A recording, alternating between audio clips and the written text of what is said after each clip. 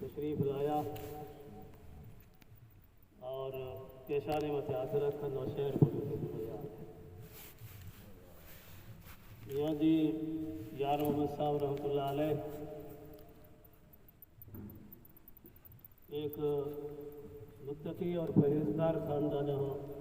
ताल्लुक़ रखने वाला और दारुल गवर्नमेंट का शायद आखिरी शागिर्द है।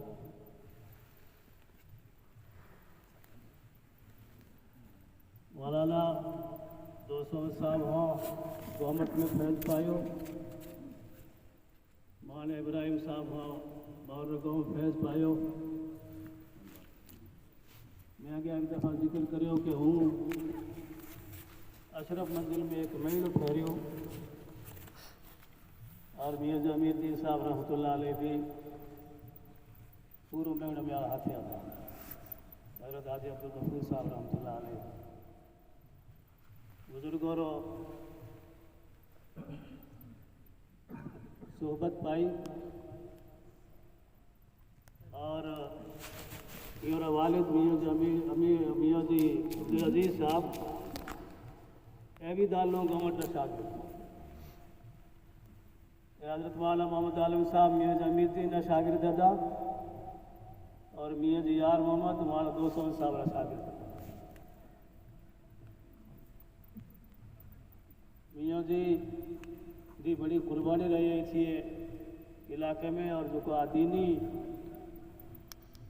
रौनक नज़र आई ये इलाके में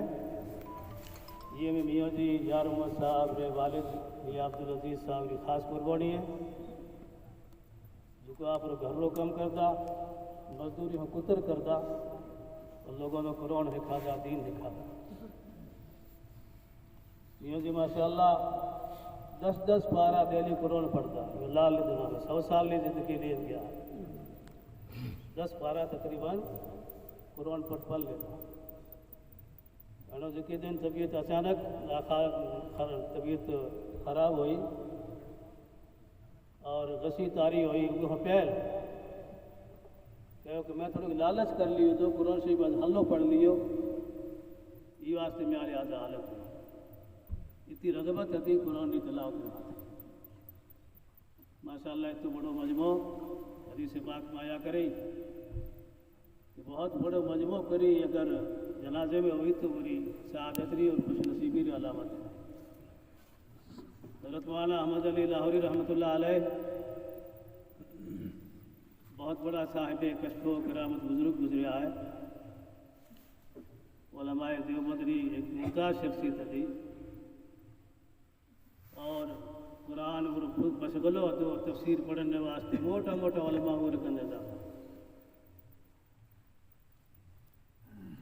वो जब इंतकाल हो तो मोरी कोई मुंतसिबीन में हो और मुताल्लिकीन में हो ख्वाब में मुलाकात करी ज़ियारत हुई और अर्ज़ कयो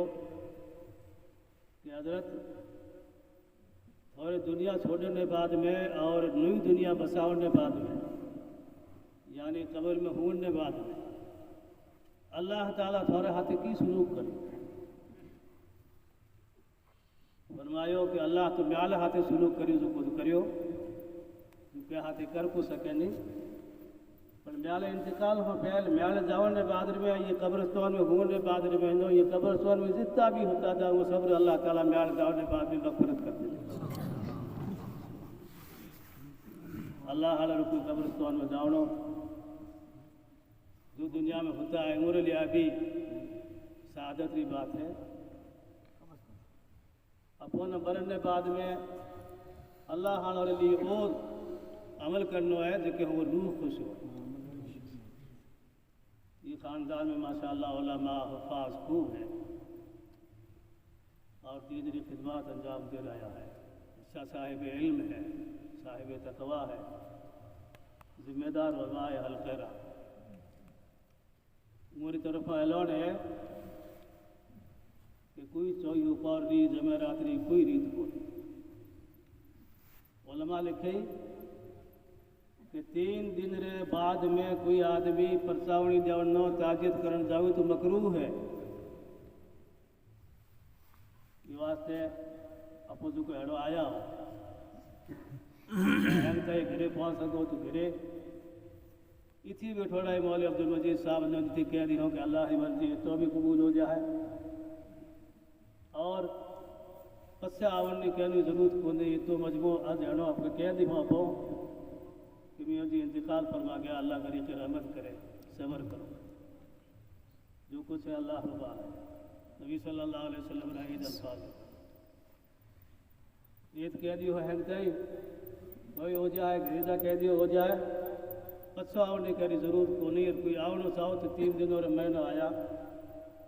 हो सके कि 3 दिनों रे बाद में और घर रात होनो पसे कोई गाड़ी हो तो आप धंधे लग जावे और मैंने भी ये खानदान हुआ तवक्को है कि ये बुजुर्ग आदमी रे इंतकाल के बाद में एक रीत डालो जो पूरे इलाके के लिए काबिल तकलीद हो जाए और पूरे इलाकों में रहनुमाई रे मैंने एक मुआशरे रे साले वजूद में आवे मुआशरो ये कोशिश अड़े मौके में सब करने दीजिए मौसम सख्त गर्मी है सबको बना लो नमाज तैयार है आप तीनों साहब नमाज पढ़ा सीधे चलिए गिरियो और खाओ मिलाए हो सब सीधे हो क्या करें।